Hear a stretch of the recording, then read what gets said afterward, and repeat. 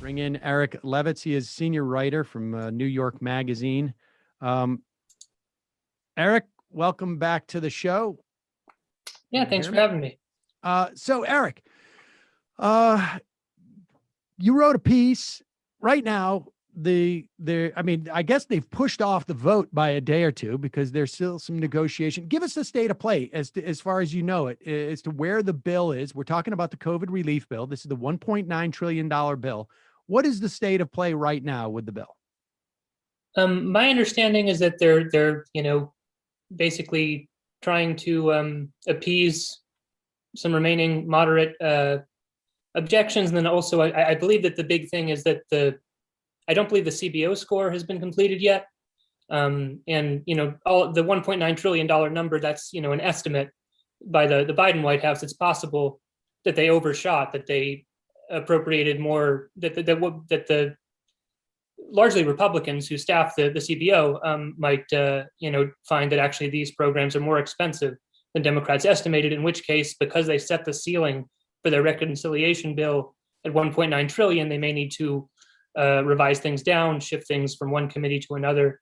But my understanding is that they're in this kind of reconciliation, rules compliance plus moderate appeasement stage. I mean, can you help us just explain that to people, because I think that people don't fully understand that point, that they set a number first because they have this sort of vague notion. I mean, this is a very bizarre way of doing things, right? Yeah. But they set a number, and presumably that's like, hey, we've got this thing we're going to sell on TV. Let's make it $39.99 because, it doesn't sound like $40, but it basically is. And we'll get them on the shipping and handling or whatever. But they set the number $1.9 trillion.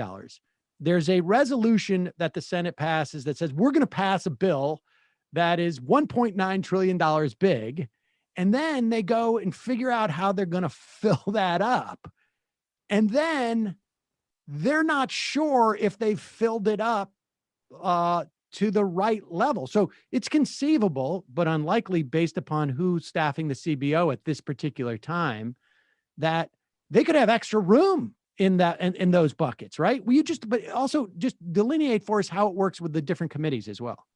Yeah, I mean, I'm not a huge expert, but yeah, basically there's a further complication, which is that not only do you have a ceiling on the whole bill of 1.9 trillion, but within that, each committee is assigned its own cap on how much it can spend.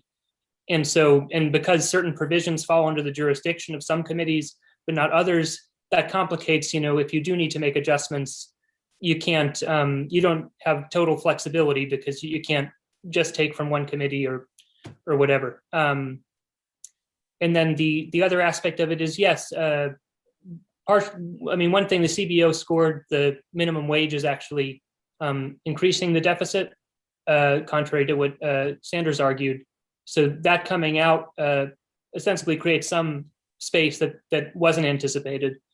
But yeah, it's not entirely clear, how the CBO is going to score everything. And so it is possible that they'll find they have extra room. But my understanding is, part of the reason for what I was writing about the motivation behind caving to moderates on the eligibility for the checks was that, maybe we could use a little more headroom anyway. So I want to get into that in a moment. Yeah. When the CBO scored the $15 minimum wage, and like you say, Sanders had multiple studies that showed it would actually add revenue to the budget. But the CBO score says that it was going to cost $64 billion over the course of 10 years, right? This is the 10-year horizon is my understanding. That's the number I remember. Yeah. And so when that comes out, does Sanders, who as the chair of the budget committee, if the $15 minimum wage was in his silo, his jurisdiction, if you will, his little sort of fiefdom, does he look around and say, okay, well, what can we now, because we have been, as the budget committee, essentially granted X percentage of that $1.9 trillion, let's just say for the sake of math, $500 billion. Now we have $64 extra billion to play with.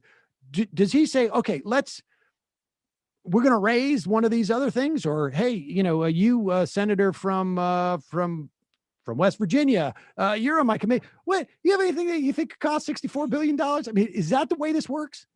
Yeah, well, I think it would, hypothetically. I'm realizing, because we're operating from, if Sanders went into this process thinking that the minimum wage is actually a revenue raiser, then perhaps the initial package of things that they were planning to do through the budget committee might actually be, higher. Might be less headroom, in fact. Right. Yeah. Because he had thought there was more headroom because this was going to bring revenue in. And just to be clear with everybody, you need to hit that $1.9 trillion. You can't go over it. And certainly you don't want to go under because you've already, everybody thinks you're passing something for $1.9 trillion. You can't go over it. And he thought that was going to offset the expenditures. So he may have. Right. So that falling out may actually give him less headroom. But yeah, what you described as the process, if in fact, there turns out to be extra space, then the committee can decide to put more money into one bucket or another. So, all right, let's talk about this that you wrote about. I guess it was just yesterday. That the moderate Democrats, and when we say moderate Democrats, a handful of moderate Democrats. You wrote, who are we talking about? Do we know? Well, it looks like Joe Manchin and Jeanne Shaheen from New Hampshire were the most vocal, I think, about supporting this particular provision. I would guess that I believe that Kirsten Sinema had made noises about the eligibility, but I'm not 100% on that. But Manchin, certainly this was a big cause for him to target the checks to a certain extent more. Okay, now I can on some level, Joe Manchin makes a little bit more sense as to why he doesn't see a cost associated with this. I think. I mean, so just tell us exactly what happened. There are these $1,400 checks.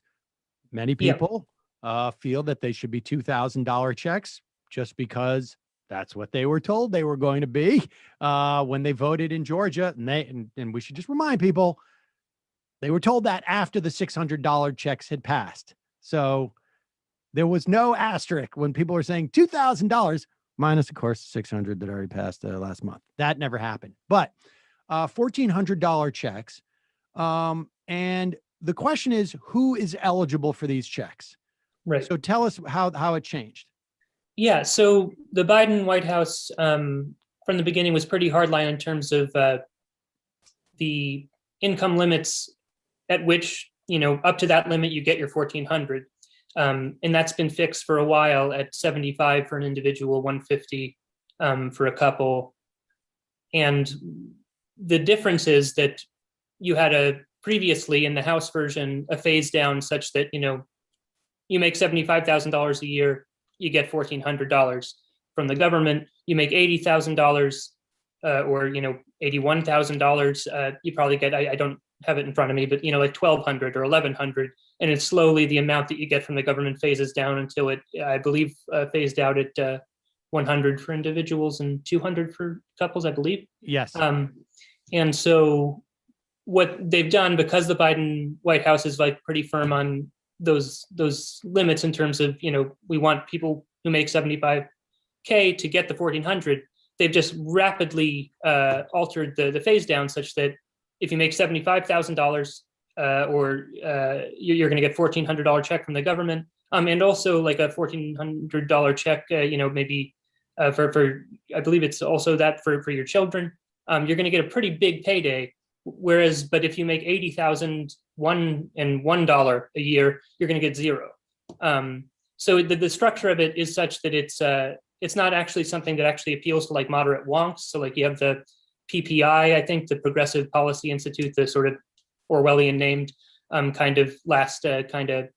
really to the right of third way at this point, sort of in terms of being fiscally responsible Democrat think tank.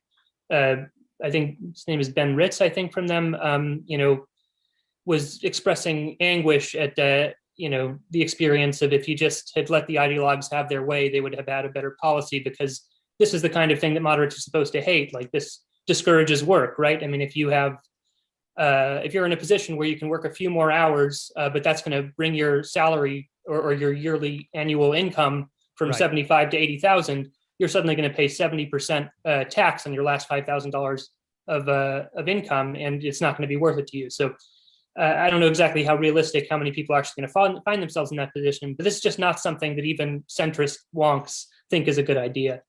Right. I mean, it's both politically, it seems stupid, and it also, from a policy standpoint, because there's such a steep cliff, and there's such a binary, it's so binary as opposed to a slow ramp down. How many millions of people are not going to get a check from Joe Biden, but did get one from Donald Trump? Yeah. So it looks like from one estimate, it's going to be 12 million adults and 5 million children. I believe that pretty much everyone who got a full check from Trump is going to get a full check from Biden. But, a lot of people who were poised to get, $1,000 check. And again, it really multiplies because the one, defense or flip side with the 1,400 versus 2,000 is that, for families with children, right? I think the median family of 4 is going to get actually like a $5,600 check, because you get one for each. So it's a really big payday if you're eligible.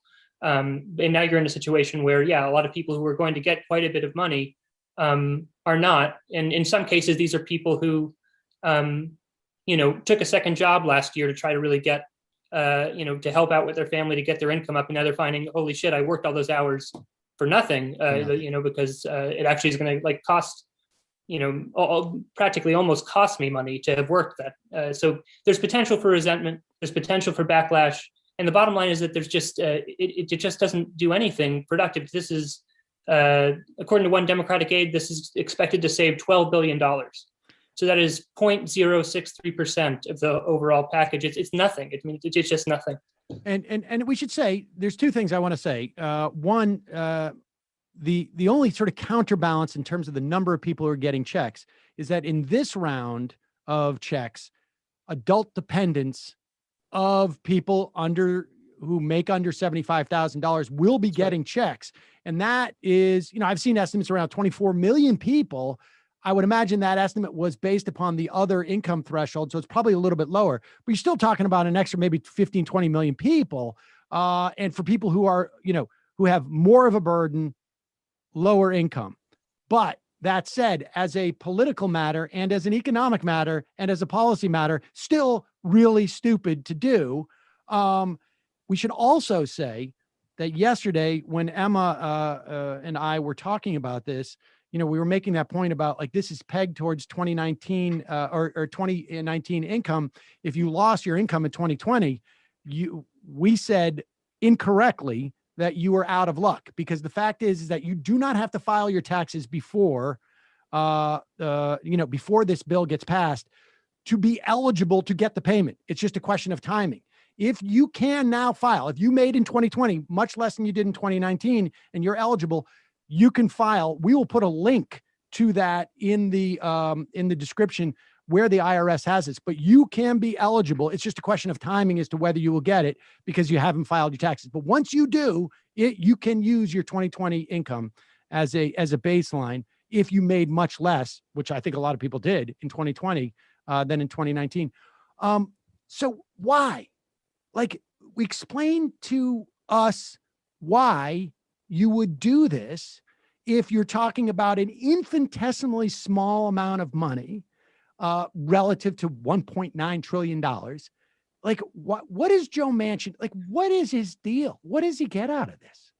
Yeah, that's something that I was kind of struggling with, because a lot of the things that we normally resort to explain the behavior of moderates don't seem to apply here. Obviously, this is a very popular policy. There's not really a strong political incentive to do it. For someone like Jeanne Shaheen in New Hampshire, who the Democratic coalition there now is pretty upper middle class. She's targeting, her own constituency, who, as I noted, she's gone to bat for previously by being a very staunch defender of the SALT tax deduction, the state and local income tax deduction, which overwhelmingly benefits, fairly wealthy families. It's a form of kind of middle class welfare, to a more egregious extent than these checks are. So it doesn't really make sense from a political lens in terms of, either polling or their own constituencies. Maybe Manchin a little bit more, but still not that much. It's not like Wall Street is pushing for more limited checks here. There's kind of been a kind of come to MMT moment among a lot of people in the financial community. I mean, it's bidding up the price of the assets that they own, and large retailers love these stimulus checks. They've seen really big sales. So it's not a corporate thing. And they've already committed themselves to voting for what's going to be a roughly $1.9 trillion package, over the objections of some center-left technocrats like Larry Summers. So it's not even like they're getting austerity points. Like it's basically it seems like just to do it, just for the sake of saying that we forced liberal Joe Biden to give some way. I think they're just fixated on this idea of targeting the checks, and they wanted to say they got it. They got something.